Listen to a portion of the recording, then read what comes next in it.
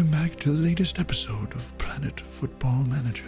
Here we see a centerback in their natural habitat. But through evolution and development of the game, we now have wide centerbacks that have been appearing amongst the population. The traditional centerbacks don't quite know how to respond. Neither do the managers of these wide centerbacks. They keep appearing, and they are taking over the landscape. But what their influence is lost to the sands of time. But we, here at Planet Football Manager, we will find out. We will. And when we do, we'll make a video about it. Oh, my only pair. Hey, what's up? Time for a video about wide center backs because I just used them for like 3 weeks in a save, and we need to see what they actually do, how they play, and how you can use them to make your tactic in Football Manager better. Of course, if you want to watch me do stuff like this live, then you can check me out wearing these headphones much more often on Twitch. The link down in the description. There's also a live channel if you're just very anti-Twitch or don't have the time, where you can watch episodes of my saves in the classic YouTube fashion. If you haven't been keeping track of that yet, I was playing with Leo throughout the course of the entire beta version. Obviously, from beta to the main game, there will be some minor changes to the way that the match engine plays, but the wide center backs are by and large, they are going to stay the same. I want you to know I did debate making that video, but then I made a video that you may have seen about all the issues that are in the beta, and there's no really giant issues, and a lot of them don't have to do with the way that the match engine works, and the ones that do have to do with the way the match engine works have nothing to do with the way the wide center backs work. So unless they decide to update it randomly, which of course they could do throughout the year,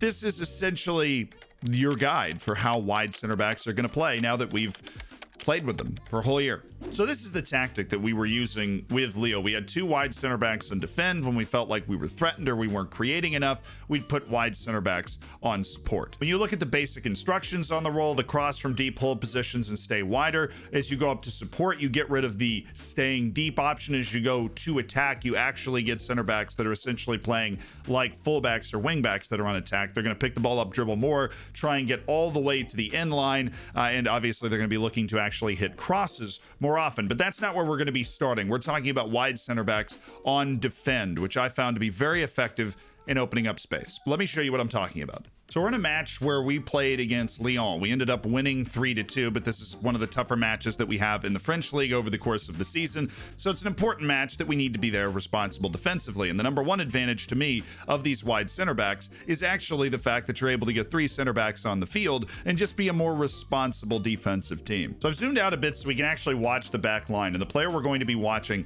is Sven Botman. The other wide center back is Dennis Zakaria. So if you were worried that both the wide center backs would be trying to push up at the same time, you can of course watch my boy Dennis throughout the course of the play to show that that's just not what's going to happen. Something worth keeping in mind when you're trying to figure that sort of thing out: the player's position is where they start, and then their role is what dictates where they go from that position. So if there's nothing that's dictating that Zakaria should be leaving, which there isn't, then he's going to stay there. So now it's time to hit play. Sven Botman has taken the ball away and he plays it up to my left wing back Iago.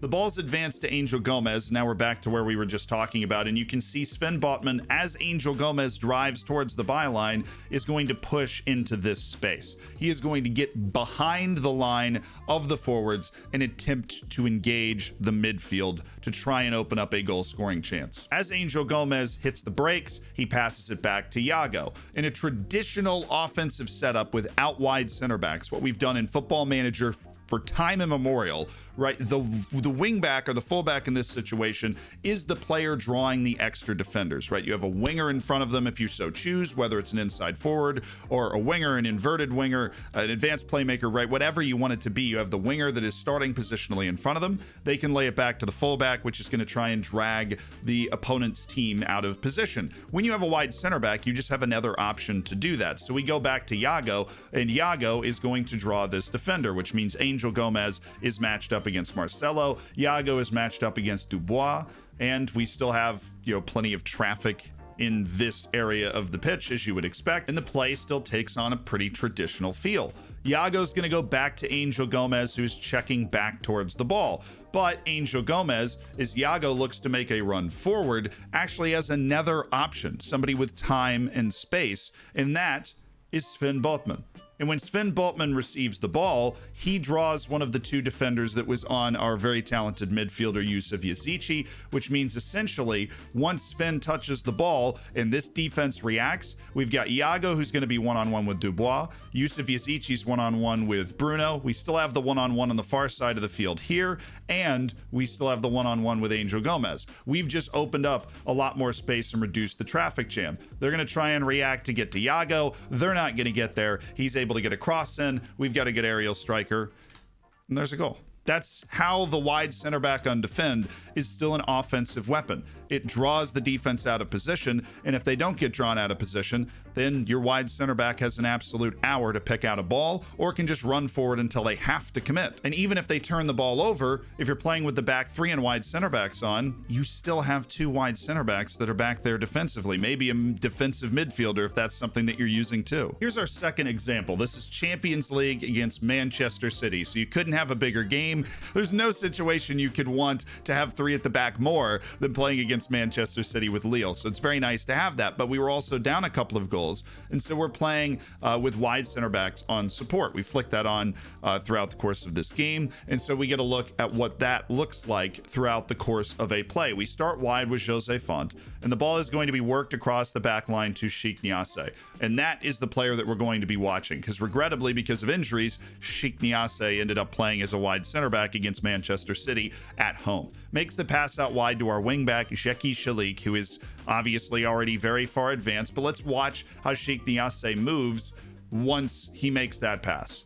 It's going to be a very aggressive run forward. He's actually going to get ahead of one of our midfielders because the ball is being progressed on his flank. Absolutely no doubt about it at all. And Zeki Shalik staying super out wide, you don't see the wide center back absolutely married to the idea of staying on the touchline either. He's gotten inside, forced Kevin De Bruyne to commit to defense, and that means that Rodrigo has slipped inside just in case he needs to cover this space. The ball goes to Jonathan Akone, and he scores one of the bangers I've seen on FM22 so far, especially in a giant match. But it's only possible because instead of this being Zeki Shalik trying to beat his man or slip Akone in, he gets to lay it back to Sheikh Niasse, who's pushed into this space as an unexpected runner, occupied the midfield. Instead of trying to attack and create a better shooting opportunity, he just scores a certified banger. Because when you lose that defend, you go to support, you don't have the hold position and cross from deep. When you have that, they'll usually stay in that spot we saw Botman in earlier, which is this lovely,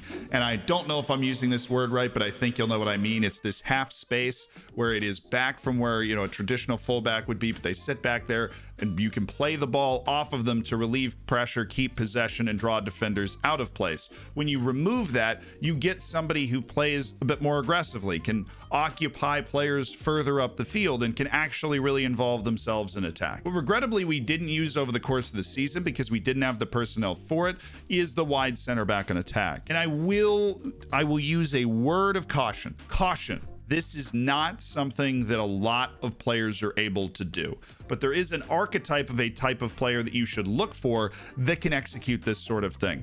There are players that exist in the world of Football Manager that are fullback center backs. Think of a world-class example of this as someone like Azpilicueta on Chelsea, right? There's somebody that is capable of playing center back, but not completely naturally, and also capable of playing fullback, but not in the Trent Alexander-Arnold or like Marcelo mold, right? They're not all offense, but at the same time, they're not all defense. They're usually a little shorter, which allows them to be fast. Obviously, you'd prefer them to be 6'6" and as fast as Usain Bolt, but this is the type of player that you can reasonably find that can play as a wide center back on support or a wide center back on attack. You want to find that person that is a natural at center back and one of the fullbacks and play them as a wide center back on that side. And I have Nahuel Tenaglia pulled up here. And so when you look at Nahuel, this is that type of player. I signed him specifically for the save with Lille in the beta because he was the perfect archetype to be able to step in and play wide center back. Accomplished defensively, going to be able to stand there and trade as a center back. But he is a little shorter, so he's not somebody I'd bring in traditionally as I want this guy to be a center back, or I'd need somebody tall to pair with him so that if I ran into Romelu Lukaku, I didn't actually get run over. But also, if he ends up in an advanced position, and as wide center backs are often is left completely alone, as we see Sven Botman on this wide center back and defend situation in particular, is able to find a pass, make the appropriate decision, or hit a half dangerous cross if left completely open. There's also the athleticism and dribbling ability to push and attack empty space and make defenses have to respect the player. That's what you're going to need from a wide center back and attack. Because if you have a wide center back and attack, they're going to try and pick the ball up and dribble and attack the defense. We're talking David Luiz on a roam from the back line all the way up to the end line. 2 notes. I'm going to leave you with 2 notes about wide center backs on attack. 1, having 2 of them,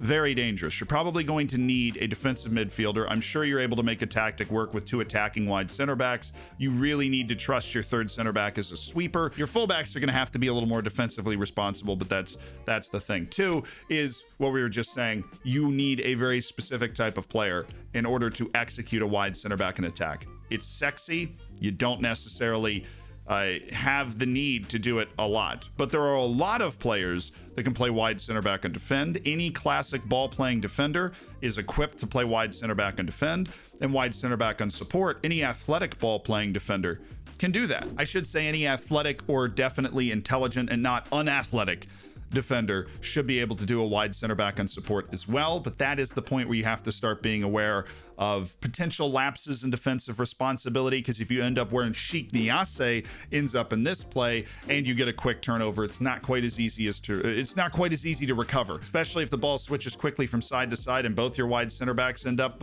a little too far up before one can get back.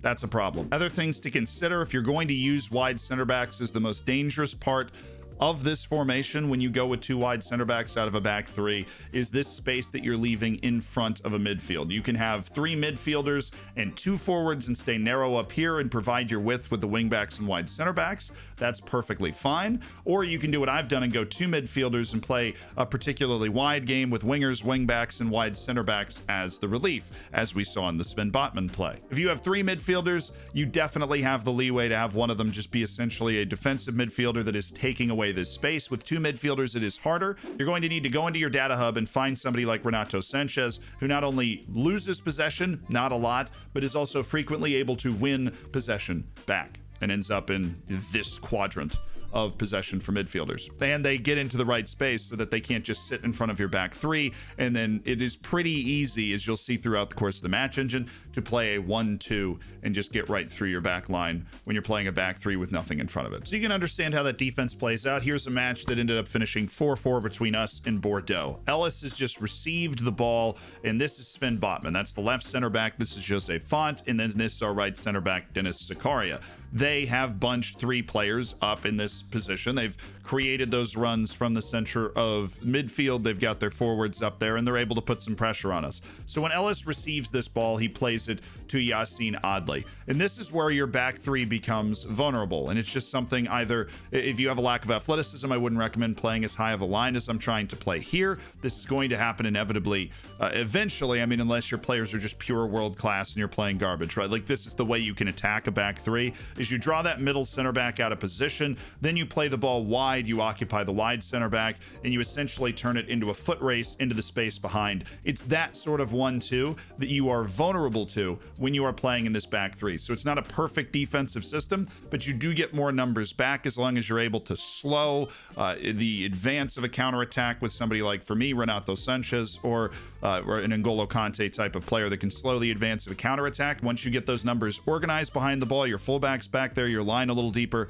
then it is obviously a lot harder to score against you, but in the counterattack, you can be vulnerable here. And it's just something to keep in mind. Obviously, I always want to make sure that you have a complete understanding of what you're getting yourself involved in. If you do go for this, if you do go, I'm going to use the wide center backs now because my personnel just fits it. This all brings us to the final tinker master point of playing with a wide center back. Wide center backs in Football Manager offer as much versatility as any role in the game. You can adjust them throughout the course of the game. If you see a wide center back on defend, looking at this picture of Sven Botman again, standing in all this open space, pulling back, drawing defenders to him, playing a really deep cross, or just knocking it back to the wing back or into the midfield, right? He has 2 options.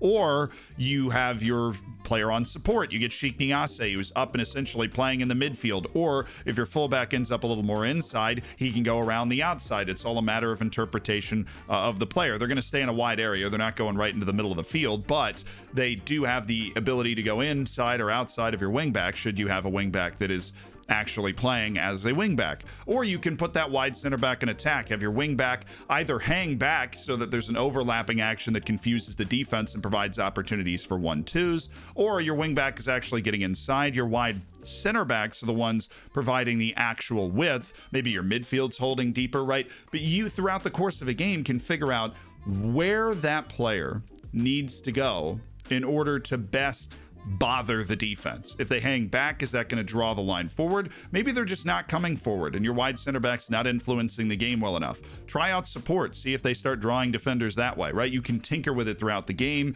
and you can try and break down opponents throughout the game in different ways. One thing's not working, try something else. One click. Seriously, because there is a lot of variety in where these players end up playing as wide center backs, and honestly, I love the role. It's a great addition to the game. And I'm going to go play it now. I have to go start a stream. So I will see you guys on another video, on a stream, somewhere, on a podcast, in Football Manager heaven. But we have a lot of unfinished business here first.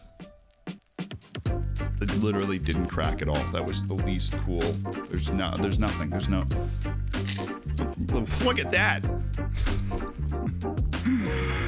Sadness.